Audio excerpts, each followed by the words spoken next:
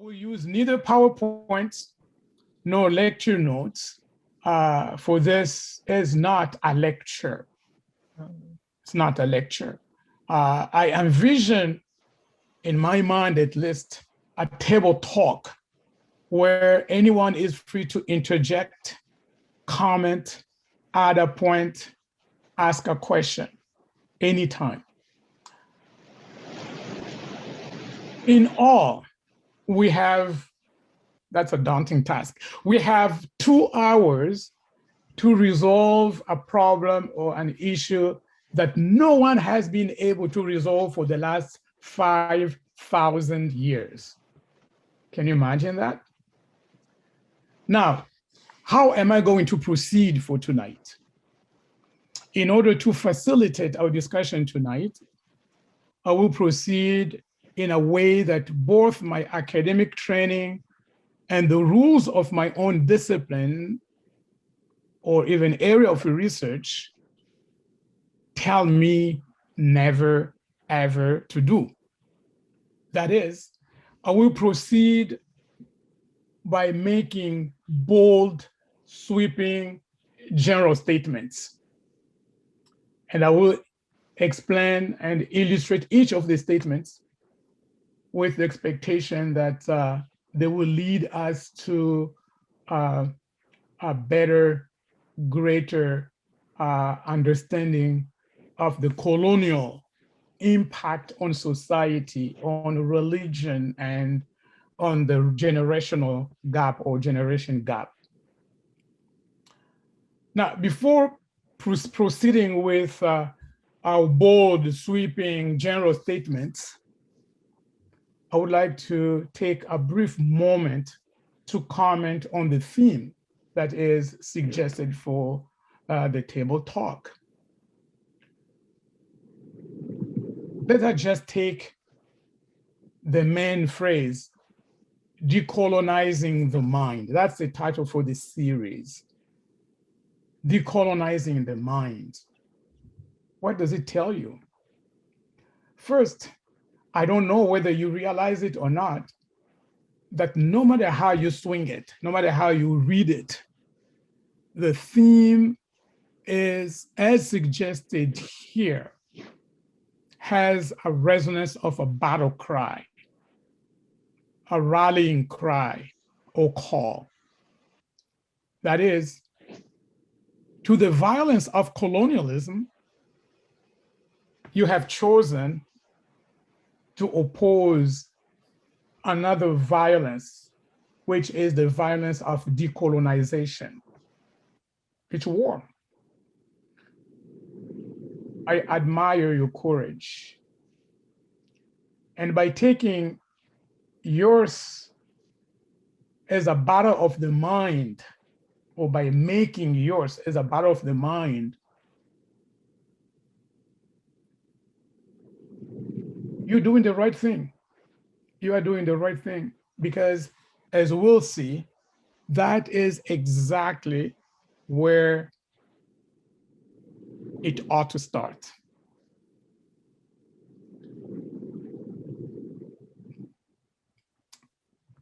However, I need to tell you that there is peril. There are risks. At least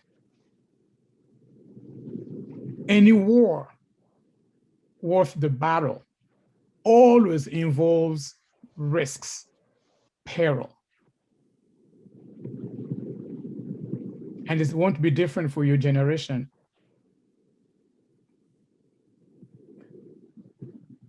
It takes me back, at least in my mind, to what a writer in the 17th century, Pierre Corneille, said. And we learned that from a high school, at least my generation. He said, "À vaincre sans péril, on triomphe sans gloire." Victory without peril, victory without risk brings triumph without glory. So, move on, keep going. keep it on. Second, when you say decolonizing the mind, for people my generation, you are not only waging war, it's not just a rallying cry, it's not a call, it's not only it's not just a rallying cry or a battle cry or a rallying call, but it is also being provocative, because it brings to mind the title of one of the most discussed books in Africa. That's the book by Ngugi wa Thiong'o, Decolonizing the Mind. That's the title. Now, Ngugi wa Thiong'o is from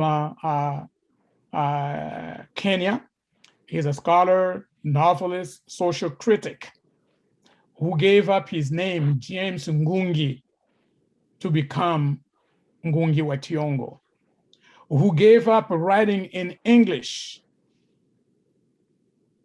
to writing in Gikuyu. The fact that he wrote the book with the title,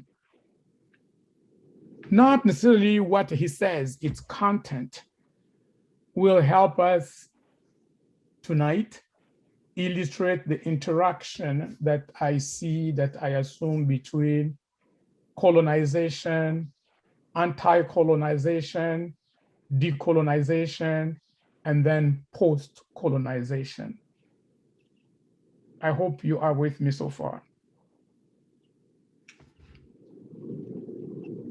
So if you are with me, let's move on with about our bold, sweeping, general statements. And you'll see here that the first statements, 3 in total, concerns decolonization. It concerns colonization. 3 of them concerned colonization, and that's where we are starting. Why?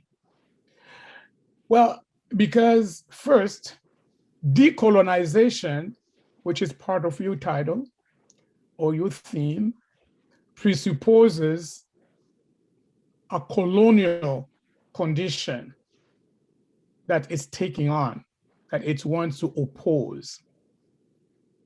So in order to understand really decolonization, we need first to understand what colonization is.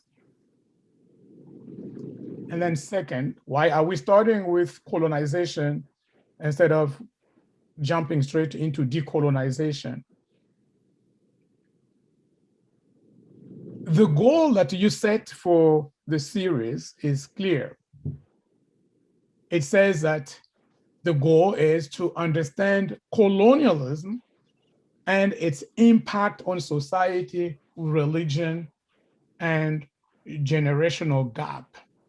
So you want to understand, or we want to understand, the impact of colonization, of colonialism on society, religion, and the generational gap.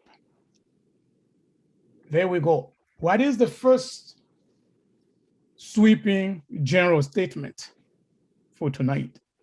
First one, hang on. Colonization has been and is going on everywhere. I'm going to repeat my statement. Colonization has been and is going on, has been going on, and is going on everywhere. You have to know that colonization is the default mode in the society we live in. It's the paradigm. It's the default mode. Now, I know that generally when one talks about colonization, one thinks of the modern colonization of the rest of the world by European nations, which is a movement that started, let's say, around the 16th century, 1500, the 16th century. And I'm not in any way trying to ignore the fact that it was and it remains a significant moment in the history of colonization. But I just want to call your attention that colonization has been here for a long time. You remember in my opening remarks, I say that we are trying to solve a problem that has been with us since at least, has been with us for at least 5,000 years. But again, those who want to insist on the experience of Western or European colonization of the rest of the world have reasons to emphasize that moment because by its extent and its intensity, European colonization of the rest of the world is unlike anything that the world has ever seen. It's unique. It's unique. At its highest point,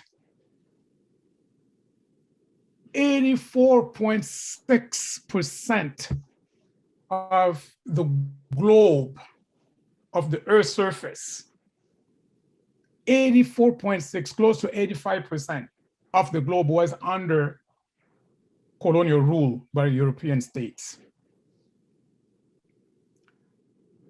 And not only in the past, but even today, nowadays, you and I, 80% of the world's entire population has a colonial past, either as a colonialist past or a colonized past. 80% of the population, that is significant. So there are reasons why people want to emphasize that period. But in order to really understand what is the dynamic, what is behind it, even if we recognize, even when we recognize the seriousness of what happened in the last 4 centuries, we need to understand that colonialism has a long history. One may even argue that it started the moment humans started to live together. And to take just the case of Africa, we do not read enough about the fact that Nubia, nowadays Sudan, colonized Egypt, all or part of Egypt, to the point where some of the best known pharaohs' dynasties were Nubians. People don't often realize that southern Egypt for a long time was also colonized by Ethiopians. 3,000 years before Christ. So if you take 3,000 years before Christ plus 2,000 years since Christ, that gives you the 5,000 years I was talking about. And we can multiply examples everywhere. So colonialism has been with us for a long time. In the Greco-Romans, for Europeans, the Greco-Romans, don't forget that history is clear that people who started Carthage and who basically started Western civilization were Phoenicians. Phoenicians, established a colony in Carthage in Greek antiquity. And everything went from there. So the point I want to make is that colonization has been and is going on everywhere. It's not just the past, but even today, not only in Africa, not only in diaspora context, colonization is going on strongly. And one would even argue in our neighborhoods, in our schools, in our homes. And to make the point, we need to touch a little bit. I hope I won't lose you here on the etymology of colonization. The word, without being too scholastic here, the word colony, colonization, comes from a Greek word which means colere, which is colere. And colere in Latin, not Greek, in Latin, colere, in its etymology, comes from the field of agriculture, is to cultivate. And the image is clear. When you cultivate, you steer the soil in order to kill native growth or native plants so that an imported external, I don't want to use a technical term, a plant that comes from somewhere else would prosper in the land that where growth or other plants existed before. That's cholera. And you see the violence of colonization. It's the same thing with the animal reign, when you have a colony of bees. So they come, especially wild bees. Here you create the space that they will occupy. You want them to come. But in wildlife, they found a hole that is not theirs. The bees can't dig a hole in a tree. They find a hole dug out by a bird or any other animal, and they come and they violently occupy it. It becomes the home, to the point of extermination of the previous occupant. It's colere, colony of bees, colony of insects, and you go on and on. And one of my experience growing in the village in Africa is the attempt by ants to colonize our home. Because we live in tropical Africa, tropical rainforest, and you might be most of the time at night, you're sleeping, and you literally hear buzzing everywhere. And you wake up, you have a colony of ants everywhere. And if you have mice in your home, poor mice, by the morning you will only see bones, because they will eat and take everything, leftover food and anything. And of course you have to leave your home, because you try to kill them with a fire, but it doesn't work. That's an attempt at colonization, where literally, if they could, they would take you, remove you, and they occupy your home. That's the violence of colonization. The other aspect of colonization, and we'll be talking about that at the next in another point here, is that colonization, whether in the animal realm or in the plant life, always creates a center. It always creates a center. I'll come back to that. Now, that's my first sweeping statement, that colonization has been and is and will always be with us. That's the nature of things. It's the default in our lives. Second sweeping statement, because I need to move on, is the fact that colonization is, when it comes to humans, colonization is fueled by fear and greed. The two twin concepts, fear and greed. Where is fear in colonization? Fear in colonization, when it comes to human beings, is the fear of the other, the fear of the unknown. When you have your habitat, even building a home, the idea here is to protect you from the elements because you're afraid of the elements.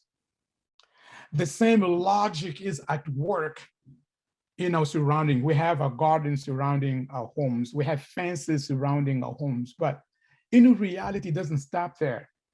It goes in ever expanding spheres. And when there is something that is not known, because of fear, you want to have an upper hand. You want to control. You want to regulate. You want to exterminate. No matter how we couch it, colonialism is fueled by fear. And of course, we all know that when fear grips us, we become unreasonable. So some of the violence that we see in colonialism, it's insane. If we don't have time to go in details of some of the things that happen, but it's unreasonable fear that leads us to act in this way. And unchecked colonialism, the propensity for colonialism is very extremely violent, whether it is exercised between people groups, people that we don't know, different races, or within the same race, or within even homes. When you lose control of the other, it can lead to violence. So fear is one of the things. I could come back to that. And as the way, especially Western colonization developed, you would have the desire to control. So apart from the violence of exterminating, what happened with indigenous populations or other areas were occupied, because you assume that it's tabula rasa. So it's open field, no one is there. And we talk about Columbus discovering America because the assumption is that no one is there. Either you confine them in reserves, or you exterminate them. And all kinds of mechanisms were being used. You classify them, you control them. I don't know if I have time. I'm tempted here to have an illustration. One of the philosophers that I study wrote a book on insanity or madness at the age of reason. When reason became the most important attribute of humanity, I think, therefore I am, Descartes, the age of the enlightenment of reason. So when reason became the most important attribute of humanity, how did they treat people who were, quote unquote, unreasonable, insane? And I tell you, it's documentary science. It is troubling. Just to give examples, in Germany, because that's the area it studied, Germany, France, and other European countries. In Germany, as they do today, we have this practice of decommissioning ships. So when a ship has served, so you decommission it. And today what they do, we send it to India, where it will be dismantled, or the Philippines, by poor people with bare hands, because it's toxic. You don't want to decommission a ship here because it's toxic. It's very expensive to do the job here. So they sent it overseas. They did it the same thing too. They did decommission the old ships. But what they did when a ship was old was to just sink it.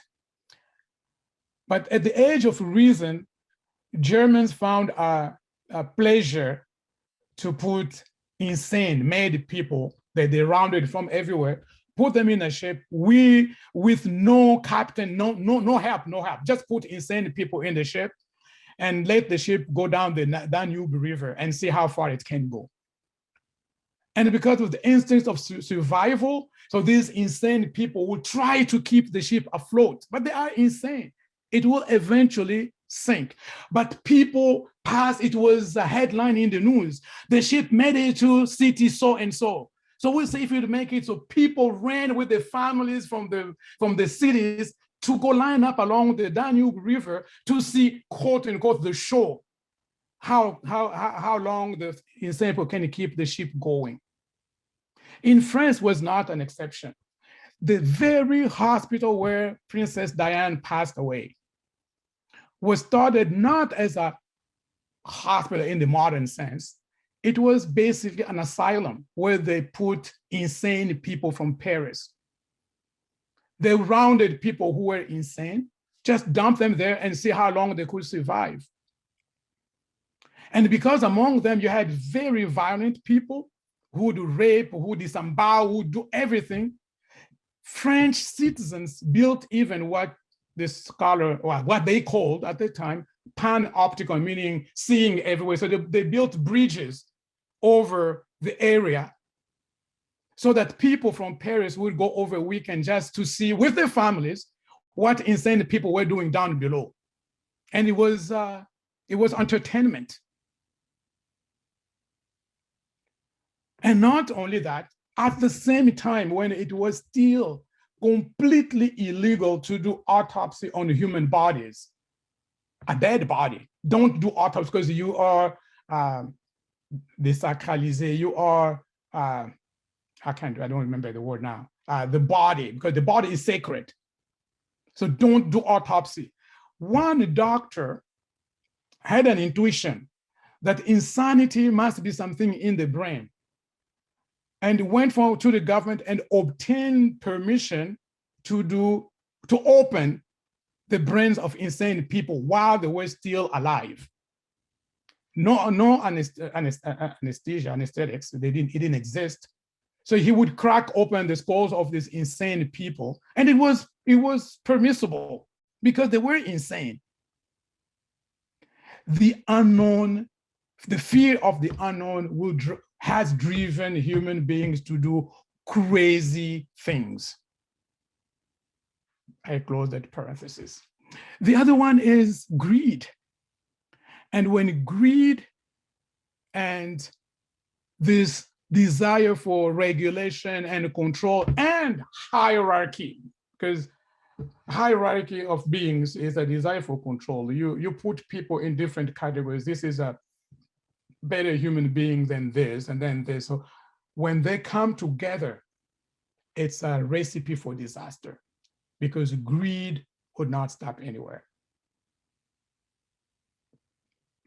And colonialism, now coming back to just the most recent one, and the one that is going on currently, in the economic sphere, is this coming together of greed and desire for control and the hierarchy of being, fear of the unknown. Once you have classified even wars that we wage today, you listen to at least my generation, you were still too young, but when the US went to war in the Middle East, they never say that we killed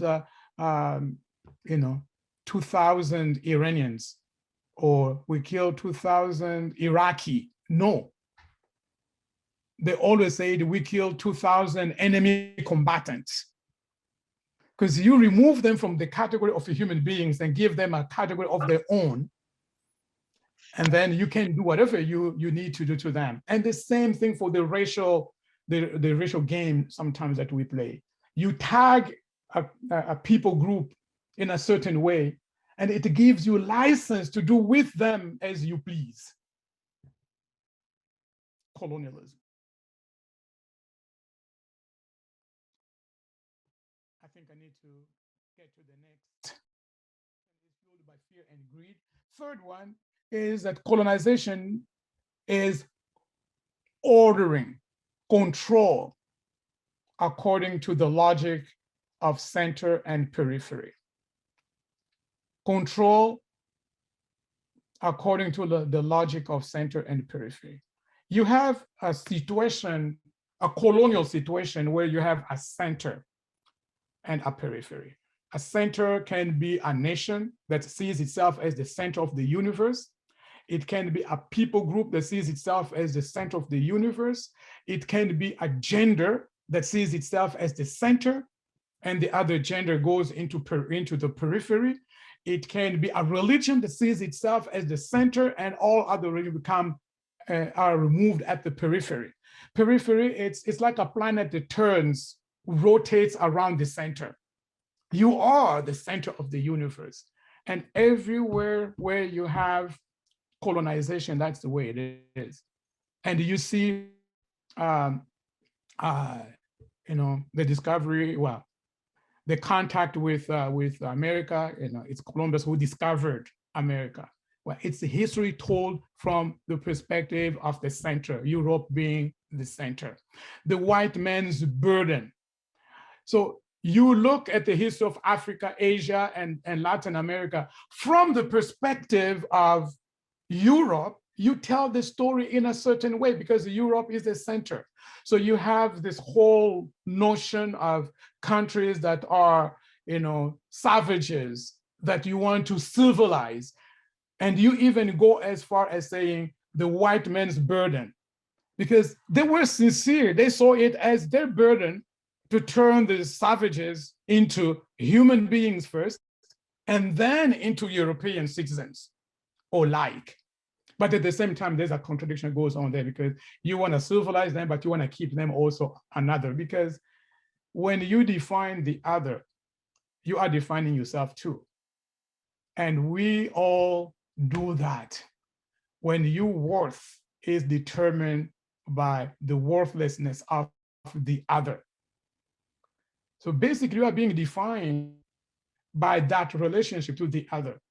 So even when they were saying the white man's burden to bring civilization and all that, we know Macaulay and his education in India. The desire was never to turn them into British scholars. It's not the case, because you want to keep them still other. You want to keep them still different. And this is going on. Don't forget the previous statement. It's still going on even today, no matter how removed we are from the political colonization, is still going on. The public discourse is an arena of battle. Who controls the discourse? Because discourse, even in the public arena, is always from the perspective of center. And mind you, even our elections, people, because they are elected, they believe, or they claim to be now the center. So politics, economy has to define according to their perspective, because they are the center. So it's always this logic of center and periphery. And to keep someone at the periphery, it takes force, violence. Next one is colonization colonization uses religion as a discourse of legitimation. Because you ask, what's the relationship? Wow, you can read the history of colonization in Africa, Asia, Latin America, or even in the US, the boarding school and all that. Religion has always been used. And it's sometimes heartbreaking to see some of the roles that religions has used in the past. Why is religion used so easily in this whole colonial push? Well, because there is a proven, undeniable link between knowledge and power. Knowledge and power. Knowledge is power, and power is knowledge. You cannot have power without knowledge, and you cannot have knowledge without power. What happens is that when you exercise power anywhere, you are in need of something.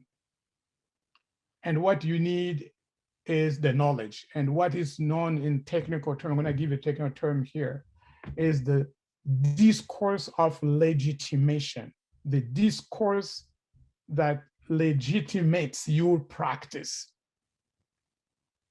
And because religion is a discourse before it is a practice, it's used to legitimate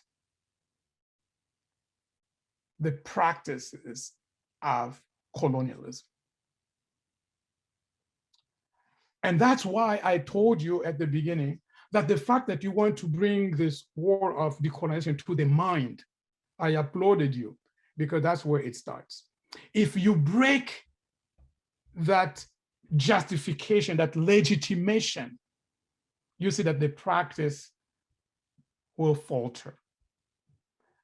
But you can't be fighting the practice, or if you can't be fighting practices, if you don't break the discourse of legitimation, you're wasting your time. I'm sorry to say that, because it holds even for racism. You may be fighting this racial attitude, this racial practice, this racial that, but one of the books that I read is saying it's like somebody who has cancer, and he's complaining about nausea, and he's throwing up, and you're busy trying to treat nausea. You're wasting your time until you've removed the tumor. The symptoms will always be there.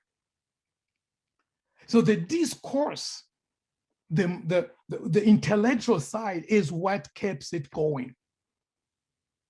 And for me, I see, and that's one of the things for my generation, because things that we fought for, my parents were the generation, and a bit younger than my parents, but my parents were, in general, the generation of the 60s, they fought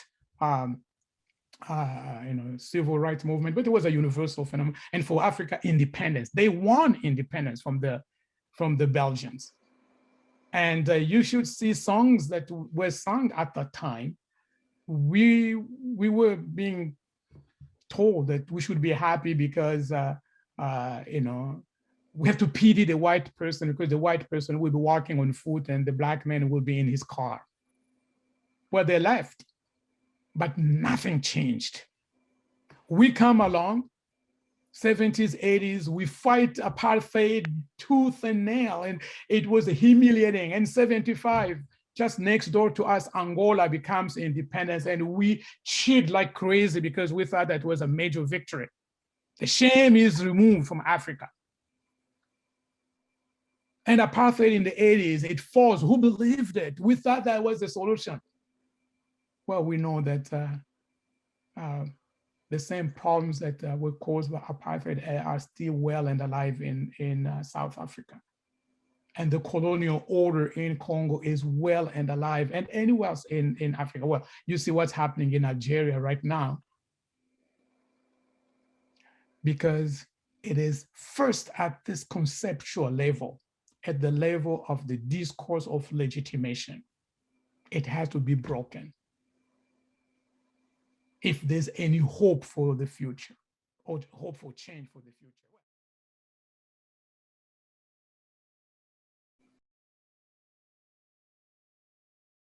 Decolonization, finally. Decolonization is one among many other ways to fight colonialism.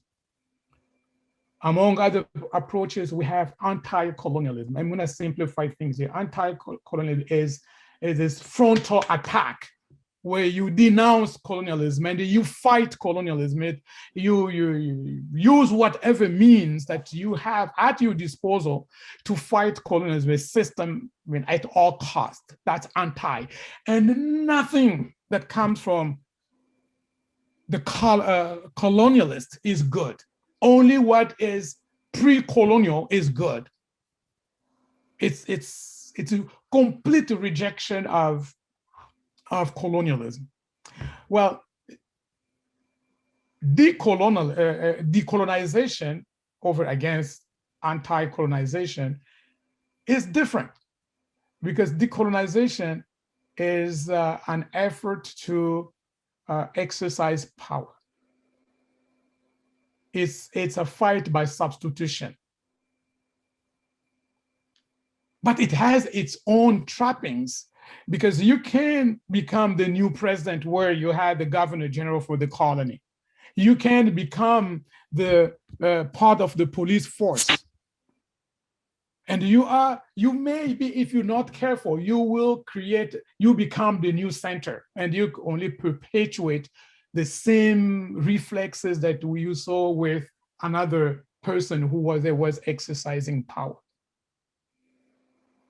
Post-colonialism is, on the one hand, a recognition that decolonization has failed, at least in Africa. It has failed. Because you have the Chicot from the Belgians, and Mobutu comes, well, you have, in some cases, even worse.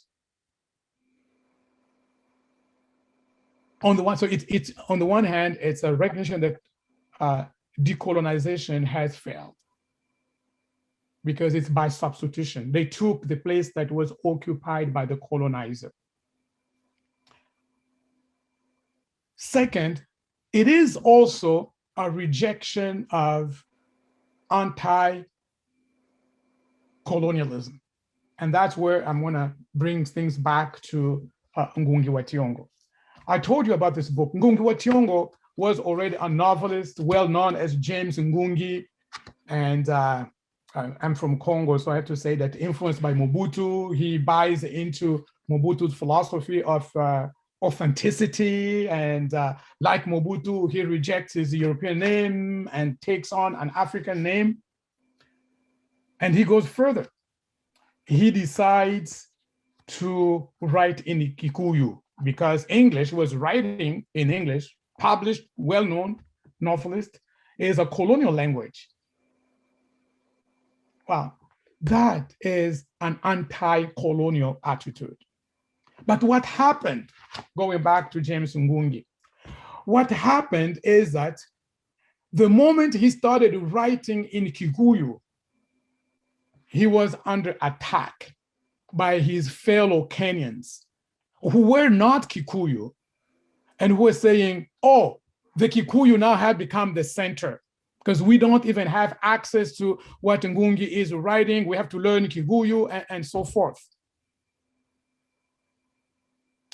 It's a matter of realizing that no matter how we move forward, and that's my plea to you, the younger generation, no matter how you want to move forward, there are things that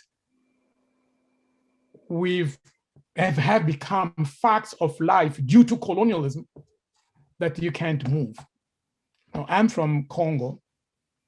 If we did not have French, so the only music I should listen to are only the Congo or Kiyombe music. But I like what is coming from Nigeria, from Cote d'Ivoire, from other places as well. I read not just Congolese writers, I read also others, and I have a whole section here of African writers, Ben Okri from Nigeria and others. I like it. Where I come from, in my tribe, we don't eat certain things. It's a no-no. But they've become part of my staple, my diet. Acheke is from Cote d'Ivoire, but I like acheke, but it's from Cote d'Ivoire, far, far from the Congo. Well, what gives me access to what is outside my own tribe, unfortunately, is the colonial infrastructure. So that's the dilemma you have to find yourself in. How can you reclaim your past without going back to the past?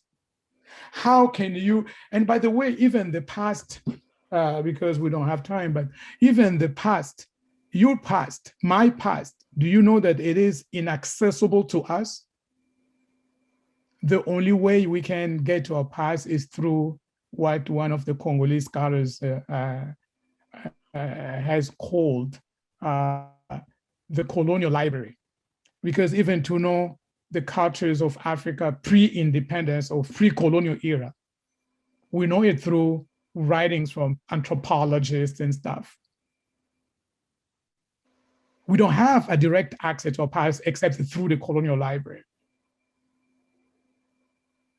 It's this funny story here, but in Congo, we have one of the gurus, the leaders, spiritual as well as political, who is anti-Christian, anti-Muslims and all that. And he wants to take all the Congo with K people back to traditional African religions. But for the last 10 years, he's busy writing a Bible of the African traditional religions. I don't know if you see the irony here. Well, African traditional religion did not have a concept of a Bible, a holy book. It didn't exist. But this guy, in his European training, he's a biologist. He worked in the lab of one of the largest university, one of the largest hospitals in Congo. So he's been busy writing the Bible. I'm very good friend of his brother-in-law, and one day I was joking with him, and he said, "So in his Bible, will he have books and chapters as well?" It was a joke, but he didn't get it, but it was a joke because it's the part of you imitating the West, because he wants to take us to the past, but the only way is to writing, which he learned from Europeans, through books, which is a foreign concept to treasure Africa, but that's the reality. Every single identity in this side of the story is hybrid, post-colonial. If you read Things Fall Apart, Chinua Achebe, it's a critique of colonialism, but the subtext is that things fall apart. He's quoting Yeats, but the message is that the moment, quote unquote, the white person sets foot in that village, things fall apart. The order, you can no longer go back to before he came. It's over. If you've watched the movie, it's my generation, The Gods Must Be Crazy, a remote tribe in the Kalahari Desert, and a plane is flying over the territory and it drops a bottle of Coke. Things fall apart. The whole society is changed simply because of the presence of this foreign element. In Congo, when I was at the national conference, La Conférence Nationale Souveraine, one of the delegates, professor at the university at the time, he's passed away. He was the first one to earn a doctorate degree, a PhD with a thesis. He was the first one in Congo. So he's telling us that the current story about the name Congo, Zaire, and all this, in books, that's what we read. That when Diego Cao, by the way, Diego Cao, this Portuguese sailor, came to Congo before Columbus discovered, quote unquote, America.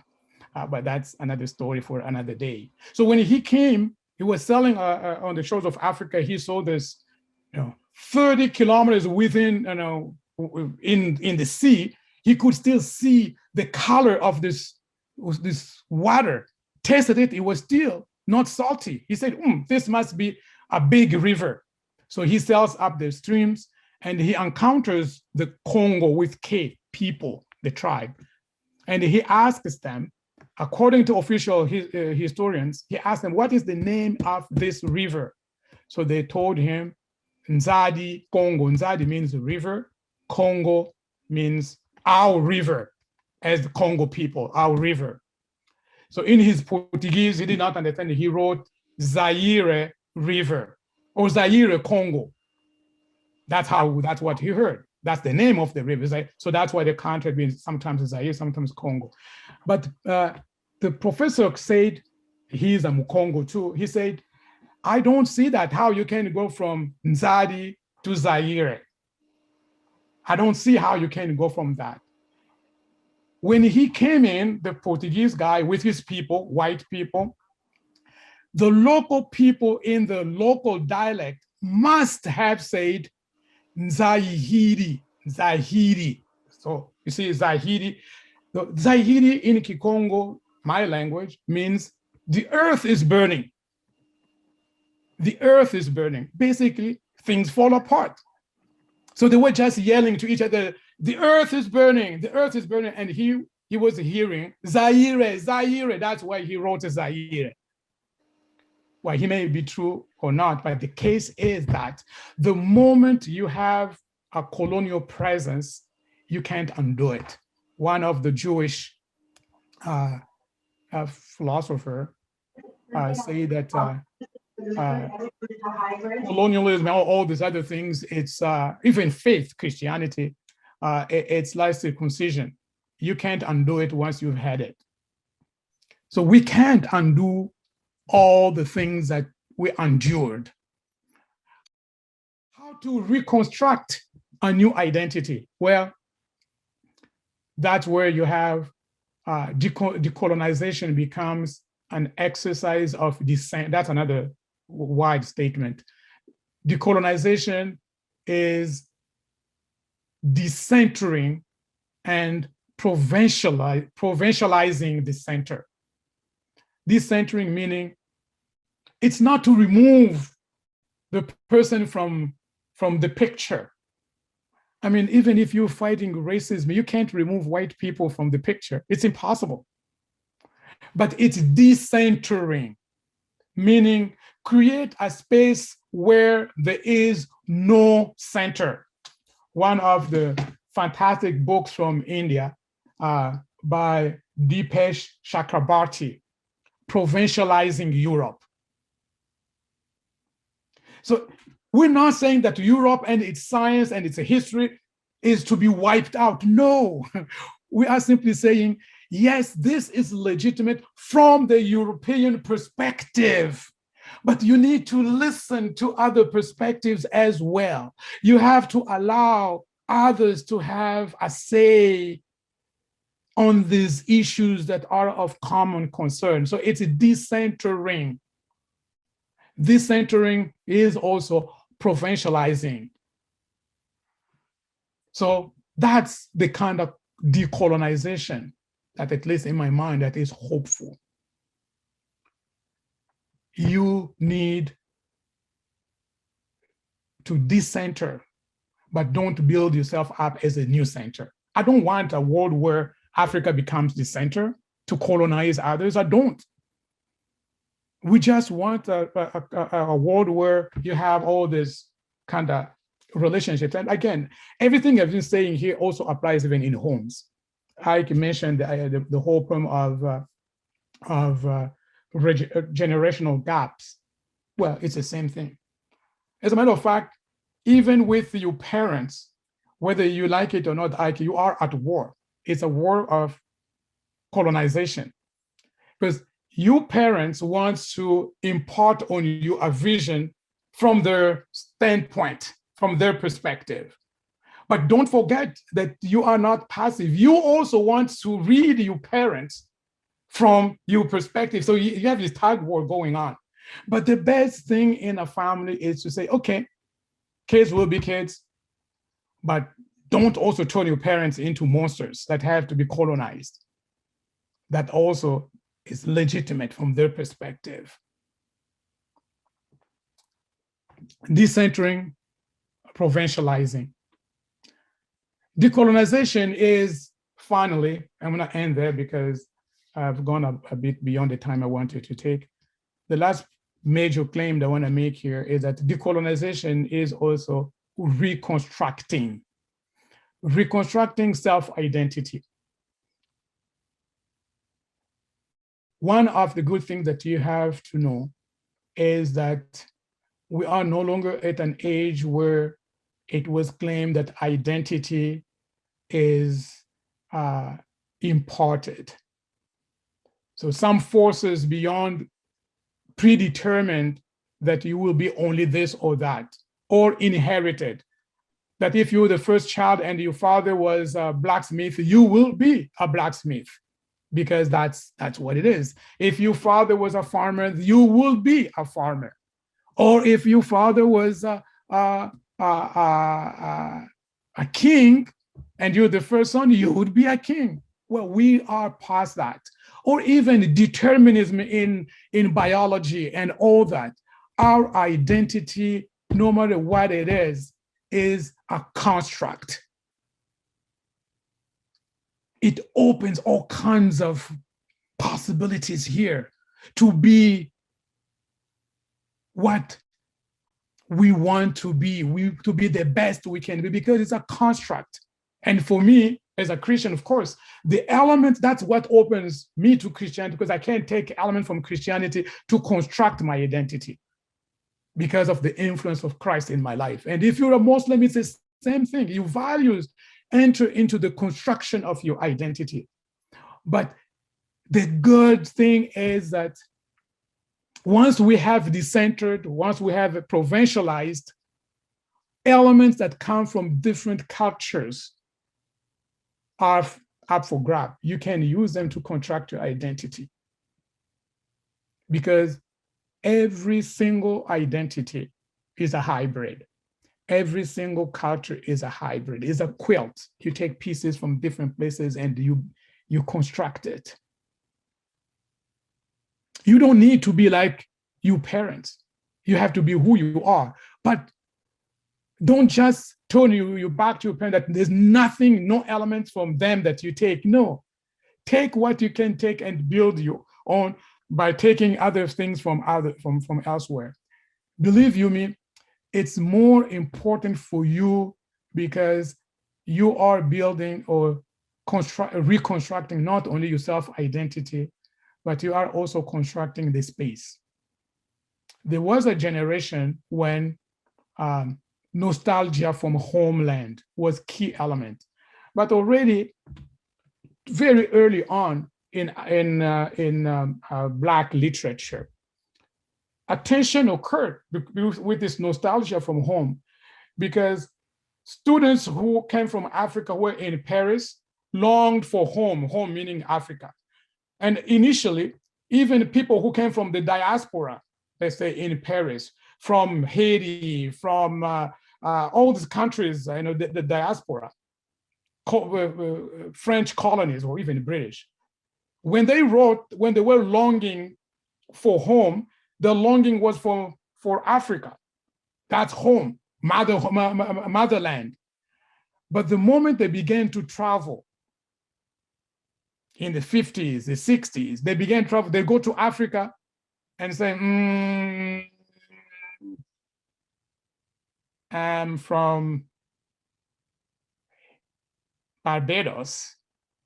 That's not, I don't like what I'm seeing here in Africa. So the whole myth of Africa was shattered. And then came a whole, it's a history, I don't have time to get into that. And came the whole push for the Creole.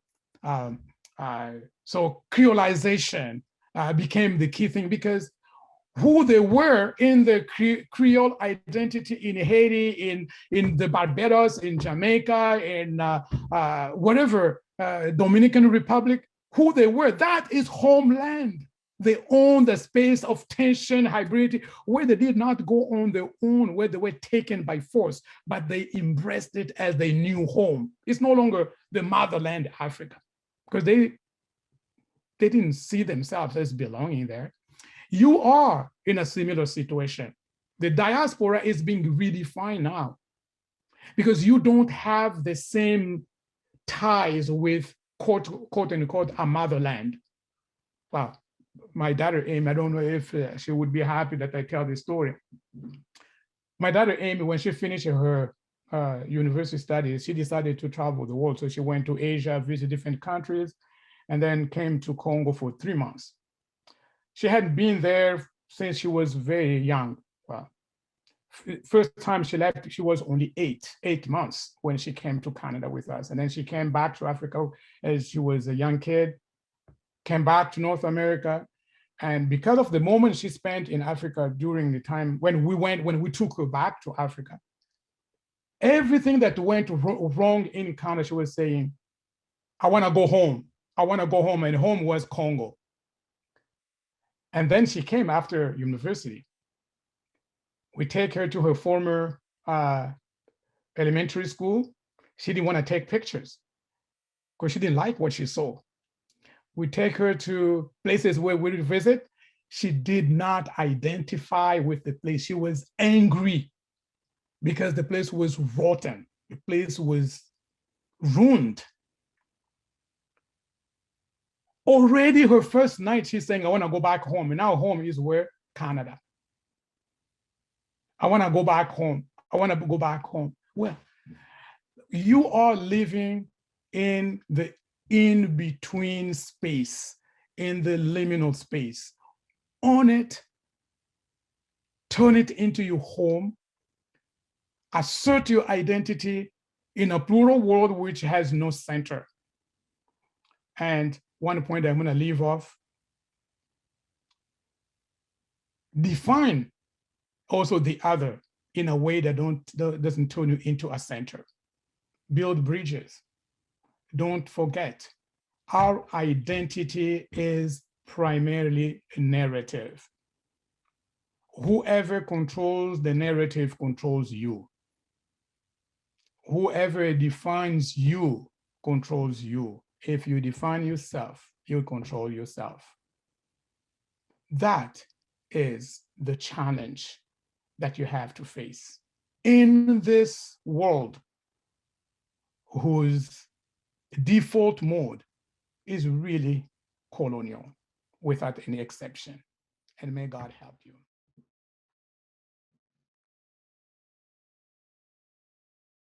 We're going to be transitioning into that discussion phase, though. I think I'm just going to open it up a little bit here. Just ask, can you expand a little bit on what you mean by that hybridity? So is it that we're all hybrids just based on a function of how we can't help but choose the influences in our lives? Is it something outside of us?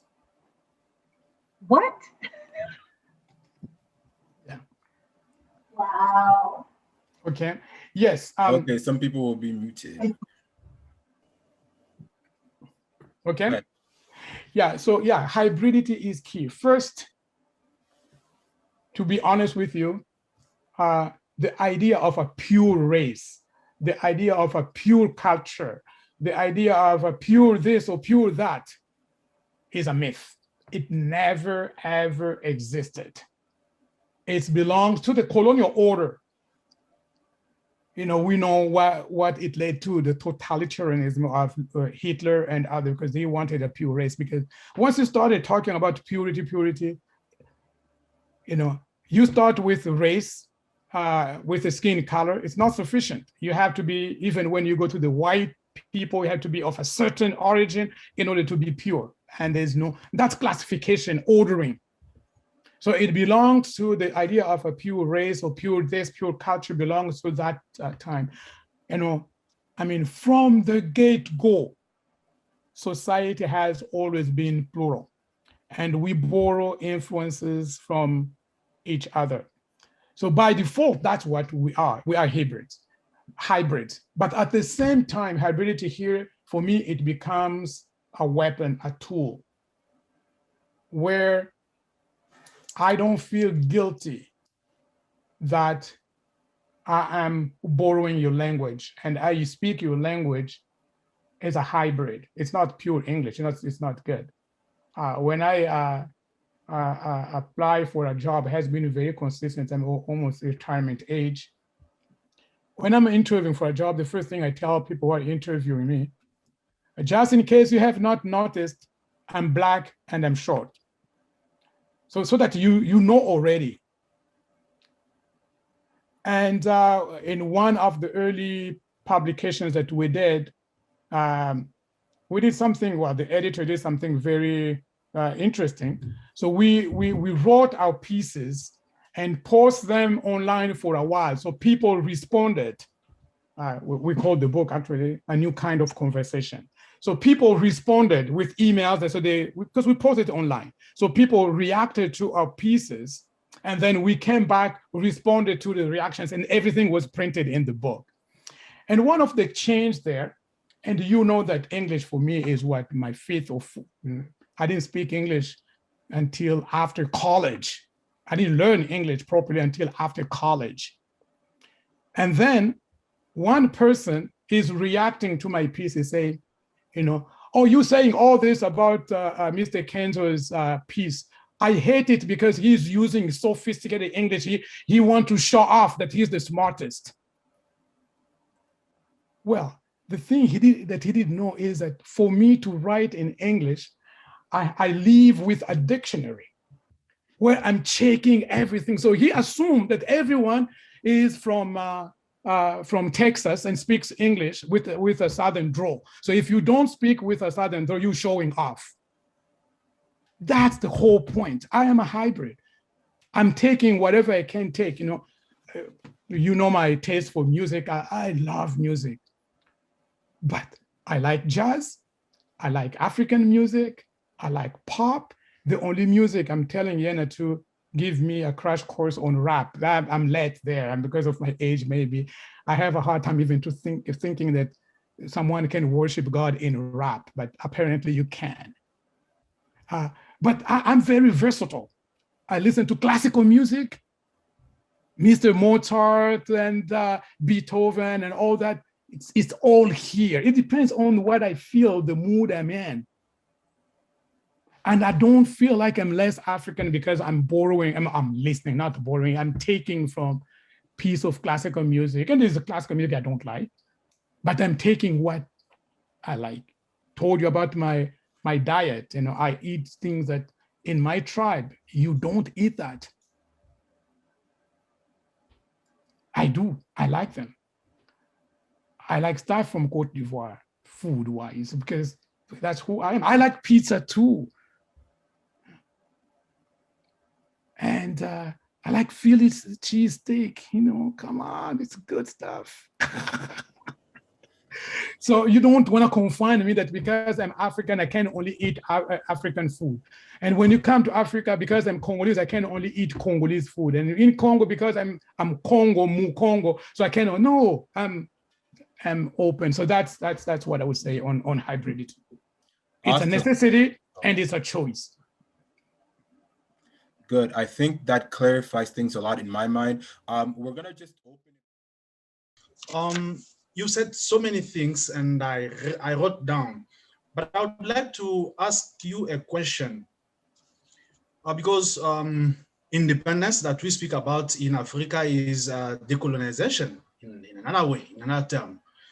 There are so many, all African countries today are independent.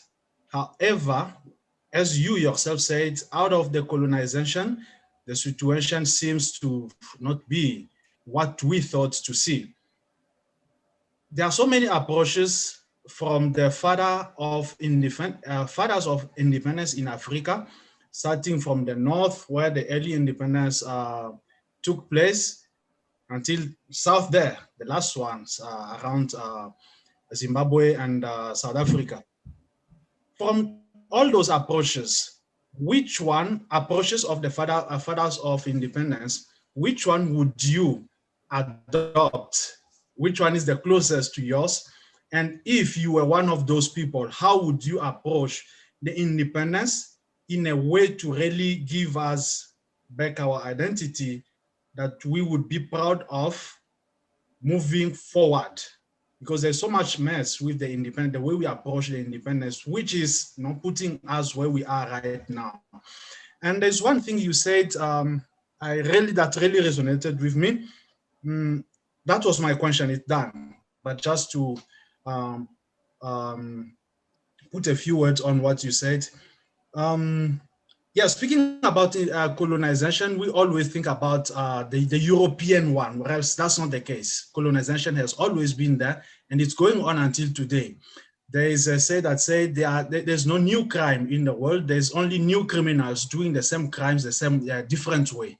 I do agree with you that that's very true. And there is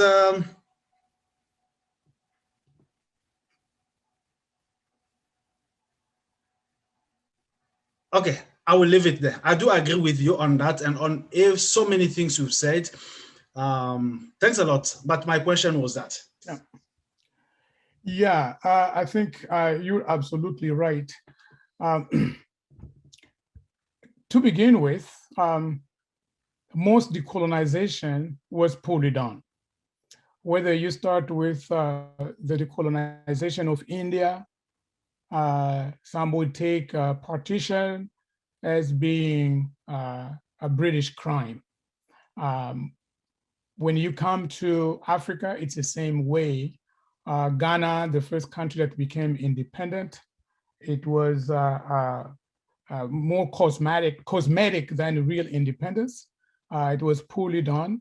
Algeria fought for its independence, but we see that again, because of the Cold War, because they did not address the issue at the discourse of legitimation, they were falling left and right into the trappings of the discourse of legitimation, whether communism or otherwise.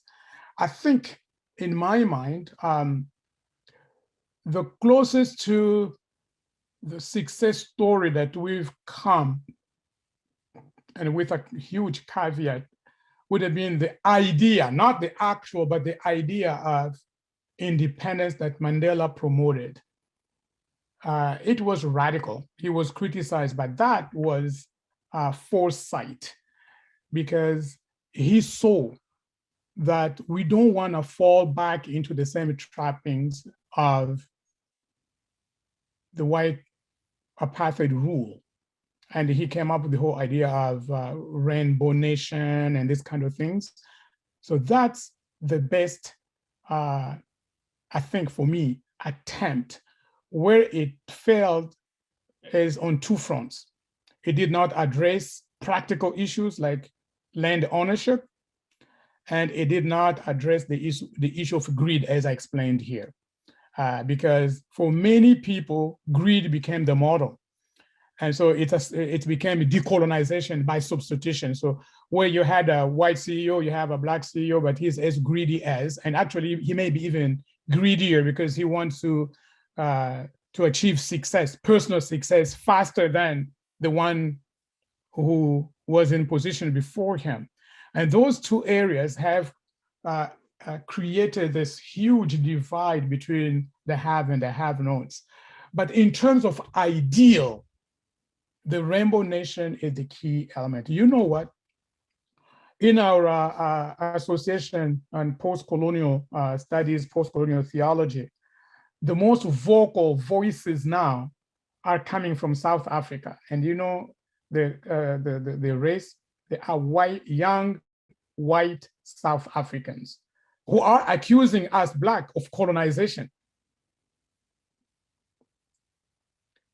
So that's the irony of things. But you know, we need to aim for a society where there is no center, multiple, and instead of centers, you know, you have nodes, you know, point of contacts, nodes, with all these kind of connections going everywhere. Like in the nervous system, you have nodes, and then they send everywhere.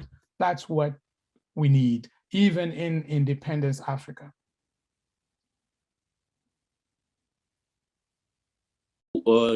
Alors ma question est celle-ci. Pensez-vous que si on vit sans centre, il n'y aura et que un monde sans référence, il n'y aura pas une perte de repère, j'y arrive. Il est possible que l'on vive dans un monde sans référence, sans repère, parce que quelqu'un a dit, plus on s'éloigne du centre, plus on perd les valeurs qui sont attachées au centre. Je parle par exemple, quand on parle des centres linguistiques, plus on s'éloigne d'un centre linguistique, plus la langue se transforme, plus la langue il y a ce qu'on appelle en communication la distorsion. Alors pour moi, ma question est celle-ci. S'il n'y a pas de centre, on continuera d'avoir des repères. Qui va conduire qui? On ne vivra pas dans la jungle. Ça, c'était ma première question. Ma deuxième question est celle-ci.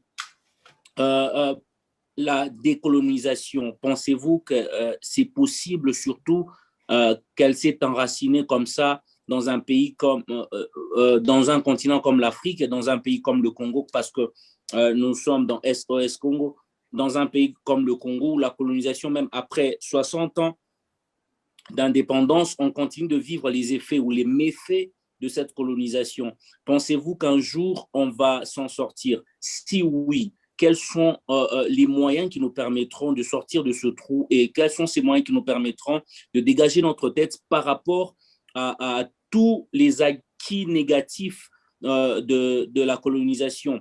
Et je vais conclure en disant, est-ce possible que l'on vive totalement déconnecté de cette réalité qui est la colonisation qui a été faite pendant plusieurs années? Pensez-vous qu'au bout de 10 ans, 20 ans ou même 30 ans, on saura se débarrasser de cette mentalité et pouvoir adopter quelque chose de nouveau afin d'arrêter de voir celui qui était venu ici, je parle de l'homme blanc qui était venu en Afrique, à voir par exemple au Congo quelqu'un arrêter de vivre sous ces complexes-là face à la race qui était venue?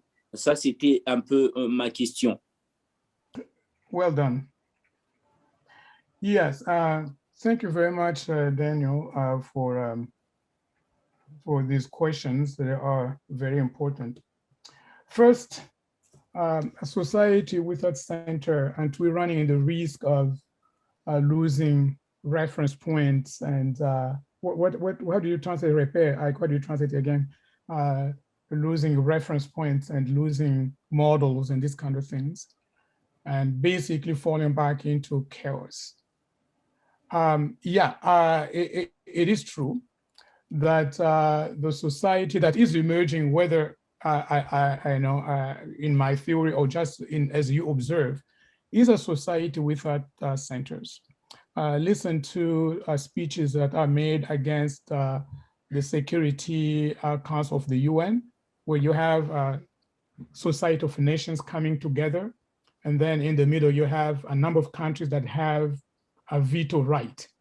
So if you want democracy, you want the rule of the majority, but at the UN, it's not the case. You still have the center. So the majority can vote overwhelmingly on one decision, 99.9 members, but if only one member of the Security Council votes no, he has a veto right, so it's a no. You don't want that. You don't want that. And the example you took is, before I get to your example, in Africa, why are we still fighting wars of proxies? I mean, no one fools you. You only have war in Africa when, but they always say that it's tribalism and this kind of things, but it's not true, because you have tribes everywhere, but you only have war where you have Western interests. That's the effect of a center. Where you have Western interests, you have war, because they want to assert their influence. They want to dictate what goes on anywhere, and that's what's happening.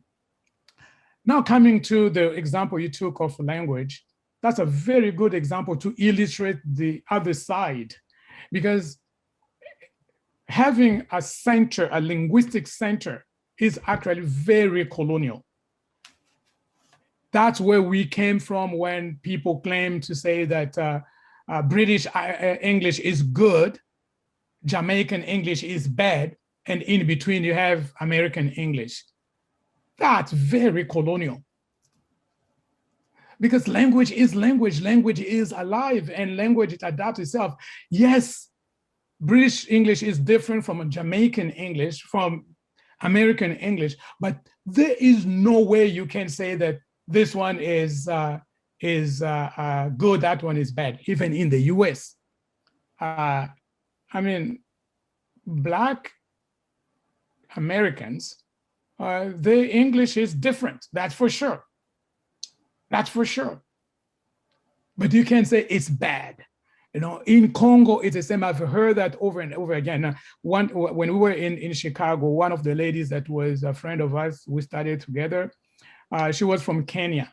So she spoke Swahili, as of course. And I don't speak Swahili, I'm from the other side of Congo, but she was lecturing us on how Congo Swahili is bad and Tanzanian and Kenyan Swahili is good. It's colonialism. It is called Kingwana. Oh, Kingwana. Okay, Kingwana. You I came mean, from you lived in because Kenya. they make fun of it instead of saying Swahili. Mhm. They say Kingwana. That is colonialism. You come to where I come from. You say, oh, the Lingala from Equator is Lingala Makanza. It's bad, and the Kinshasa Lingala is good. That's colonialism. Or Kikongo from Bakongo is good, and Kikongo from Bandundu is bad. They are Kikongo, but they are different. Or when we're growing up, I mean, Congo Brazzaville and Congo Kinshasa was head to head. So Kikongo from Brazzaville is bad, and Kikongo from Congo is good, and vice versa. That is colonialism. Language is language, and that's what we need.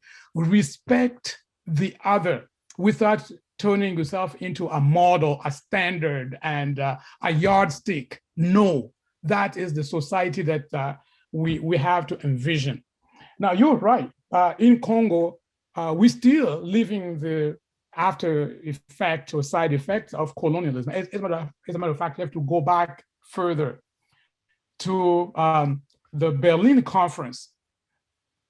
The whole Congo, État indépendant du Congo, the whole Congo Free State was the property of one person, 80 times bigger than Belgium, but it was the property of one person, King Leopold.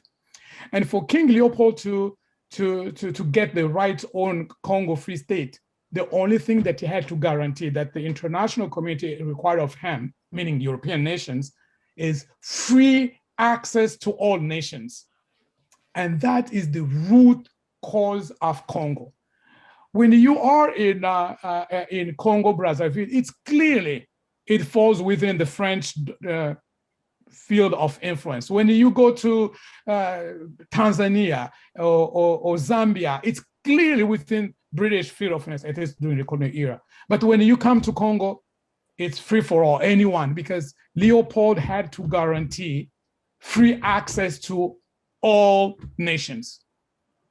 So basically, it's a rule of the jungle. And we are still living those effects of colonialism to this day. Now, can we move away from that? Can we really achieve our destiny? Oh, yes, I believe so.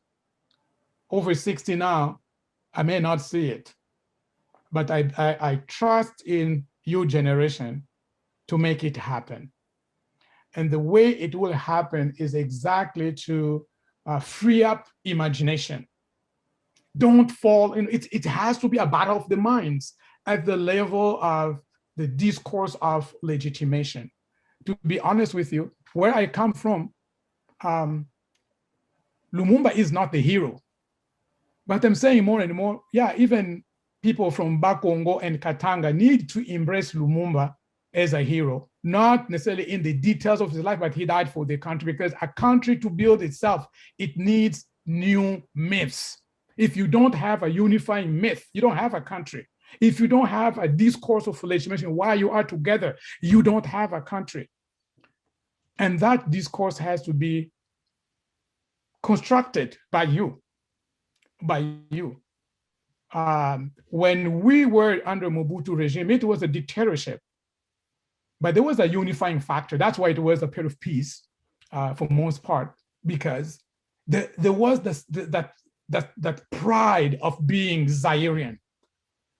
We wore differently, we spoke differently, And we dominated many fields, soccer and what have you, music and all that. So it has this kind of Congolese thing, I was surprised, you jump on a plane and you don't talk to anyone and somebody comes, oh, are you from Congo? Oh, from Zaire at the time. Are you from Zaire? And now when they ask you that, they want to make a mockery of you. But at the time, we were respected. Oh, so are you a musician? Are you a soccer player? Are you, but that myth is gone. So we need to rebuild that myth, and that's the only way we can move forward. That's a quick answer to your concern. Yes, it is possible. We have to re-envision, reimagine another Congo. Thanks, Ike, and thanks, Mabiala, for sharing. Yeah, I took mad notes. I got 2 big pages here, and so many things that you said resonate. I'm Indigenous here. I'm Métis and Cree. I live in Calgary. Most of the culture that I have is not of my blood heritage. It's of the Blackfoots here who have adopted me and taught me Blackfoot culture. And I've spent a lot of time in colonial institutions, either working kind of with the, like for instance, I was with the Suncor Energy Foundation, which is a resource development organization. And it's really common for colonial institutions to try and take up Indigenous youth, especially, and try and change that narrative kind of around resource extraction and centrality, to use some of the language that you use. And I guess my question is, I always feel really stuck when thinking about what it is to decolonize an institution, especially because of the institutional requirements that the state itself requires that institution do. It could be something as simple as being able to pay taxes. But I found it really challenging to imagine how a colonial institution decolonizes itself. And so my question is kind of mostly based around, like I can imagine more institutions popping up, but if they're all based on the same ontological perspective, you can even include diversities of people, but if the structure of the institution itself is based in that centrality, I find it really difficult to imagine how that would change. And so that's my question is decolonizing institutions, especially in like a hegemonic state such as Canada, is there a way, I guess, that you see this happening in a good way? Because I find myself feeling very frustrated with settlers at times because they don't necessarily feel they have to make any changes, or without a great deal of explaining, or so that's my question, and thank you so much for everything. Yeah, that is a fantastic question, Michael, and I may ruin your evening, but the reality is that nowhere, at no time, has any institution reformed itself from its center. It doesn't happen. I have to say, it doesn't happen. Some of the stopgap measures, they need to take that when it comes to legality and these other things. But as long as they control the narrative, changes or real changes will never occur. Institutions only are reformed from their margins. So it will take a grassroots movement, it will take all kinds of stuff from the margin, not at the center of power. It's the nature of things. And what I'm saying here, even in religion, it's the same thing. In theology, it's the same thing. Theology does not reform itself from the center. Don't expect the Pope to reform the Catholic Church. No. It's movement starting from the margins of the church. And when they take on momentum, then institutions or the Pope or the authority would bow to those movements. It's the same thing that will have to happen in our Canadian society. I mean, as long as we are defining, holding on to the narrative that the center has for indigenous people, even when they do extremely good works, you see in the narrative, it's like out of charity, out of goodwill, or because we are civilized, it's a sign of civility not to call a Black a Negro. So I won't use that language, but that's not the issue. It's not an issue of civility. It's not an issue of charity. It's not an issue of pity. It's not an issue of concession. And that's I'm sorry. I once I get into that area, I can be wound up. So I think you get my point. So that is exactly why, for me, empowering the youth, the margins, I dare even say against the center, is the move forward. Thank you.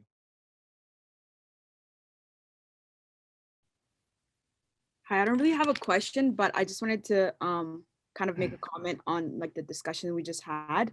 I think it really does tie in closely to what we're working on kind of focusing on empowering the Congolese community instead of focusing on the failures that we've had in the past. And so that's what I think it's so great to hear your point of view on things. And I was also gonna ask you, like, what would be the first step to do to decolonize our, basically in Calgary, like what do you think we could do to kind of start that step? Like tips. Yeah. It's gonna sound simplistic, and I don't wanna sound really simplistic, but I think for me, the key, the first step is owning your own narrative. Don't allow others to define you, but define yourself. And then you build your identity around that. Own your own, reclaim, I think we'll say reclaim your narrative, own your narrative. That for me, the very first step. As long as you see yourselves the way the media projects you, the way public at large sees you as a person of color or indigenous or whatever category they want to put you in. I mean, that is, to be honest, one of the areas where we made some strive, my generation, because at least in the context of North America, we came after the civil rights movement. So we did not necessarily march and that like the way Black Lives Matter are doing now behind a cause. We marched for South Africa, apartheid, this kind of thing we did. But for America itself, North America itself, one thing that we did is to deconstruct the narrative about quote unquote people of color. I'm really proud to say that the idea, it was hard because we found ourselves where you are. Basically, we did not help you because we did not challenge the narrative enough. What we did, okay, they think that somebody from African descent is not as smart as a Caucasian. So we go to the same school. I would work, I don't want to use this expression here, but you understand. I want to work in a way that I'm always one of the top students. You said, oh, how come? But we're deconstructing the narrative in this way. Or they are lazy people. You work harder than anyone. Even when we were teaching in school for institutional higher education, in order to be appreciated, to be noticed, in order to publish, you have to work at least twice as hard as your colleague. And that's how we did it.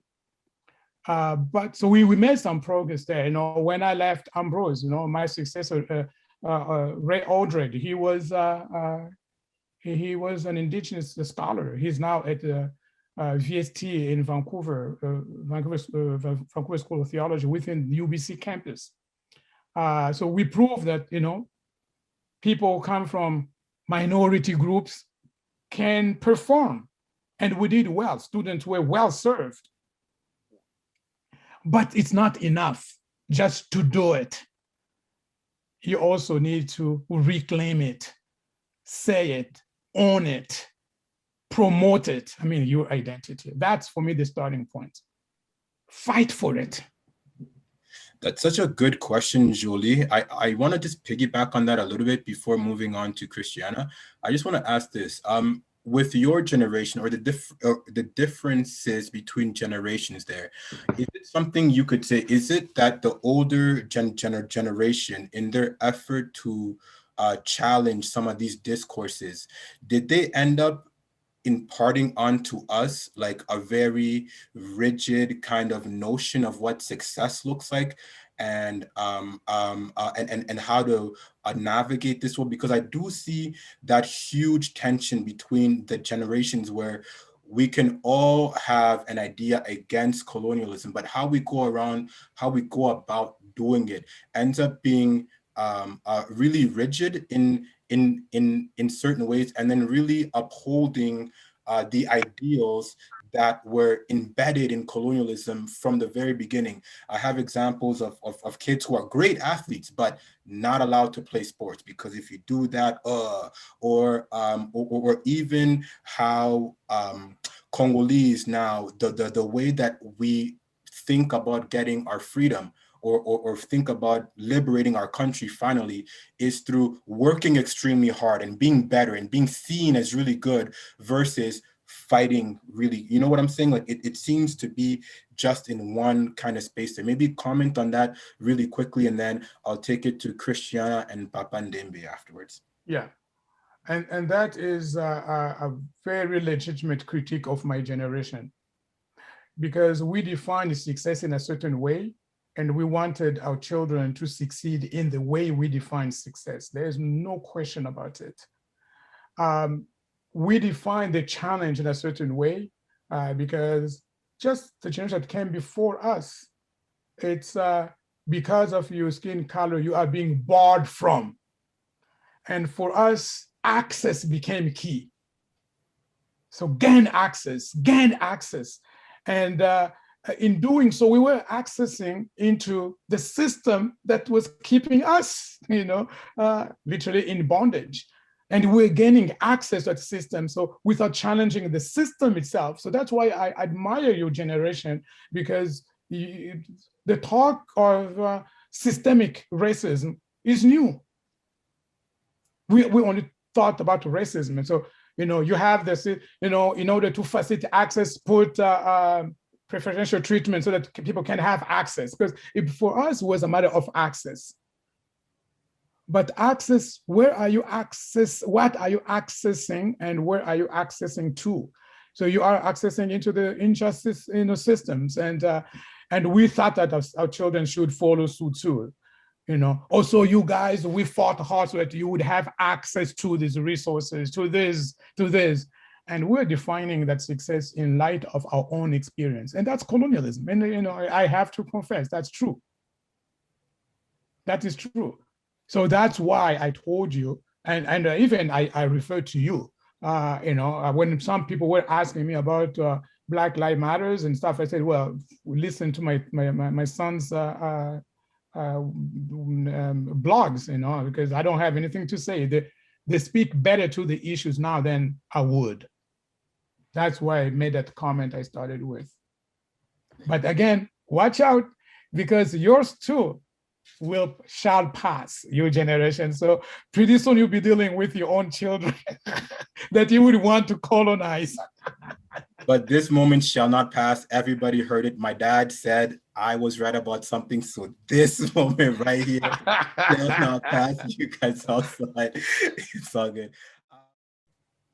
firstly, I want to say thank you, Dr. Kenzo, for your time and this really insightful lecture. It was really nice to be a part of this. And I guess my comment is that I like that you mentioned like having a hybrid identity, because I feel like usually when we discuss decolonization, sometimes it feels like we're trying to just turn back the hands of time toward this idealized picture of what Africa was or what African identity consists of. And we kind of forget that it's really not possible to go back in time this way, and that we kind of have to really look at the change that we've survived and like just accept that we are no longer the same way. Like colonialism has changed a lot of things in Africa, and also most people do not relate to Africa now the way that people did in the past, especially with the younger generations. We kind of have to just look at our hybrid identity and really see that we're not just this one rigid idea of what Africa used to be, if that makes sense. Yeah, absolutely. It makes sense. And it has been one of my, if you want, battles. My wife is here, and she knows that we've kind of grown a little bit apart, but he still remains. If I have to say, who's your best friend? He's always comes on top. My best friend lives now in Belgium. And I was born on a missionary compound because my parents were teachers. So although we lived in segregated quarters, but we knew electricity, we knew we had classrooms and all that. Very much into European influence because of the presence of the missionaries that were there. And my friend came to the central school when he was in grade 5. And you could tell that he was a genius, because when he came to the central school, he came from the village, had never seen electricity, had never seen a car. And there he was, and he was going nuts, because at that age, he wants now to understand how come when you press the switch, lights comes on. What is going on? He could not understand, and then he was going crazy. And why a car would stay on the road, he could not understand all these things. He was going crazy. It didn't take long for me to realize that he was brilliant as a student. So even when we were mocking him, kids are rude. It was a boarding school, kids are rude. We're mocking him, but you could tell that his concerns were legitimate as a scientist to be. And he turned out, it's a long story, he turned out to be a computer scientist. He did a master's degree in science, and he did a PhD in computer science and in Belgium. And for 10 years, he had a show on national television in Belgium to teach young Belgians on computers, And he was, for about 20 years, #1 for the whole network of Belgium. Brussels is the capital of Europe. He was the head guy for info technology. Married to a Belgian lady. But this guy is the traditional kind of African guy. I am a 4th generation Christian. I never went through the rites of initiation. I missed that because I was born, quote unquote, in a Christian environment where at that time these things were, that I was not even allowed to beat a drum when I was growing up because it was evil. I don't want to take you there, but it was terrible. So in my African context, I was not the typical African because I was whitewashed. And he, because he came from the village, because he went through the rites of initiation, because of that, he was the true African. Well, life moves on. He's married to a Belgian white lady. He lives in Belgium, had 2 daughters. He has all the things in Belgium. And I kept my African side more alive, way, way more alive than he did. Well, who's the African here? So you can't say that because I did not go to the rite of initiation. I'm less of an African than the guy who was in the village who went to the rite of initiation. No, we are both Africans, but in a different way. You know, even no, I can multiply the example. So hybridity is the essence. So we live in an in-between space.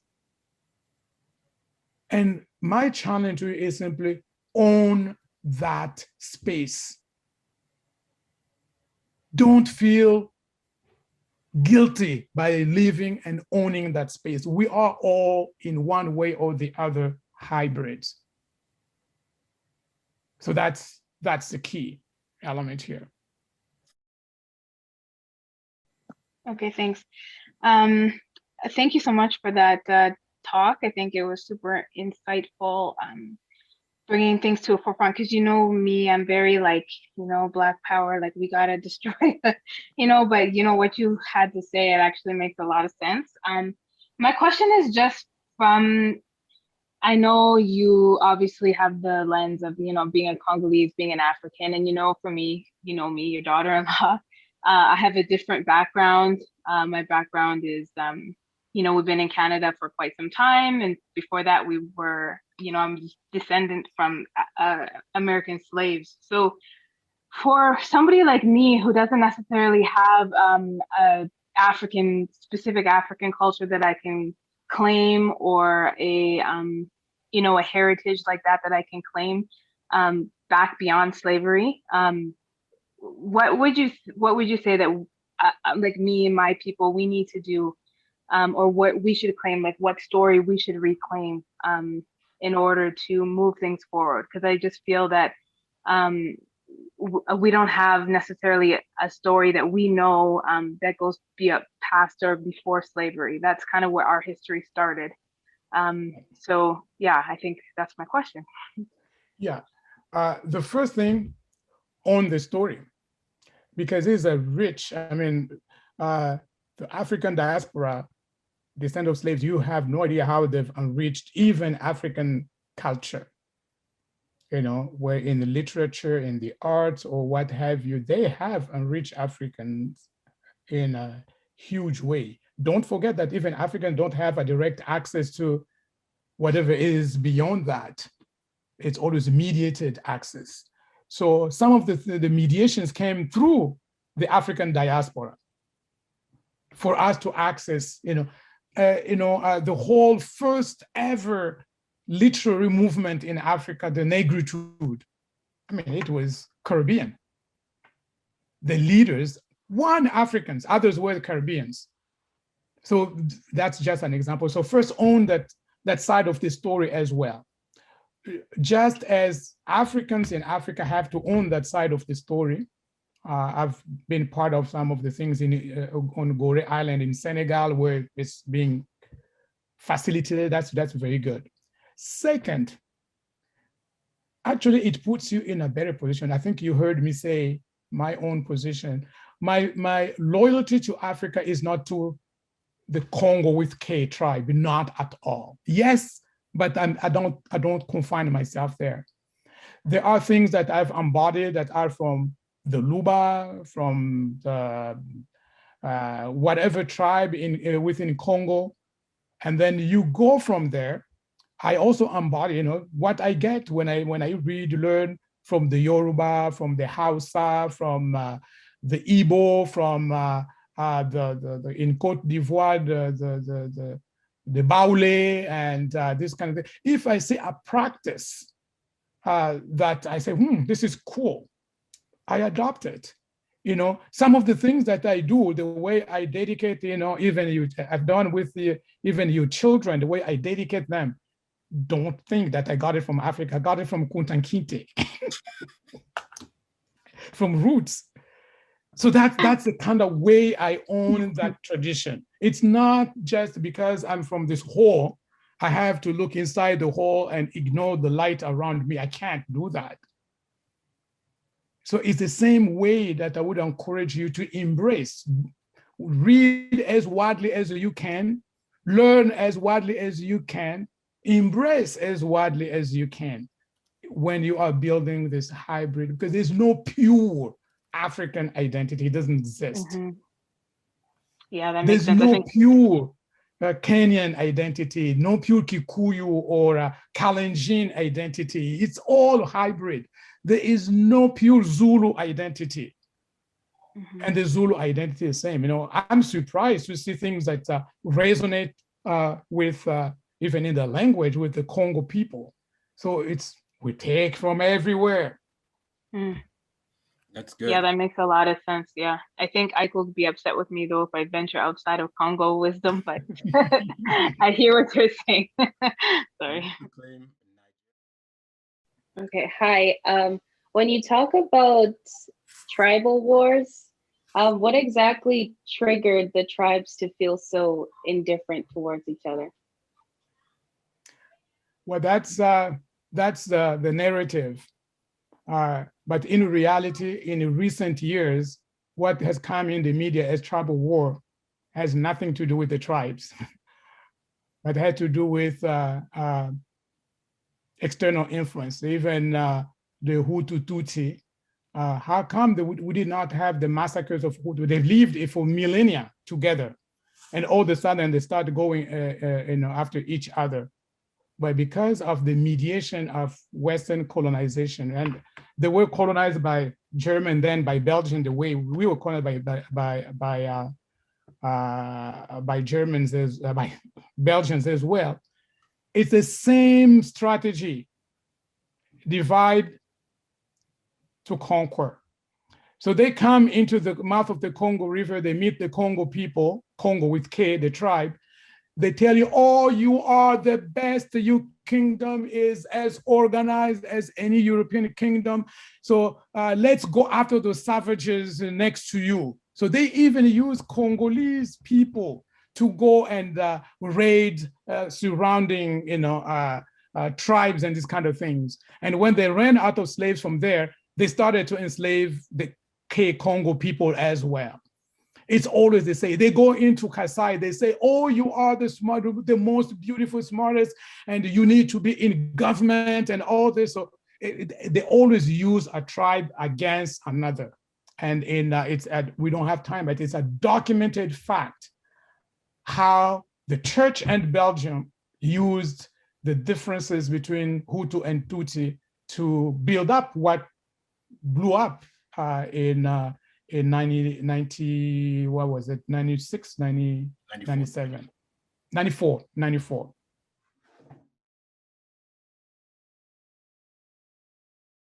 Yeah, I guess my question would be to you is that, like, what's, I guess, for me, like what's such a focus on, like, how, like, say, maybe how Europeans do it versus, like, Africans, right?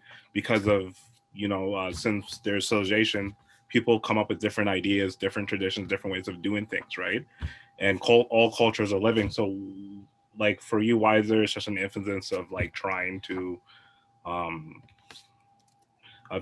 kind of categorize a culture? Because, like, things that are quote unquote Western, like, say, like Arabic numerals, they're not, the West uses, but they didn't invent it. They just ran with it. Yeah, and that's another true thing too. That's, we did not get in that side of the story, but to leave Western civilization to the West alone, it's sad, really, because before it was whitewashed. Everybody knew that when you read ancient Greeks, I have a whole section of ancient Greek philosophy. They are saying it openly that they were borrowing from India, from Africa, from Egypt. They were borrowing from, they knew they were borrowing those ancient philosophers. It was not native to Europe. The thinking that we can, Greek thought as being European. Come on, it did not originate from Greece. It's, again, a hybrid kind of thing. So they were borrowing from everywhere. Even when Europeans came here with the attitude of extreme arrogance, with a desire to exterminate the indigenous people, but they were borrowing from the wisdom and the practices and the things. So it's a mixture. or again, as you said, even in medieval era, algebra and these other things were invented by Arabs. So it's hybridity is the key thing here. But what needs to happen is how we do the dosage, how much we take from there, how much we take from that, because if we don't do it carefully, there will be no good mix.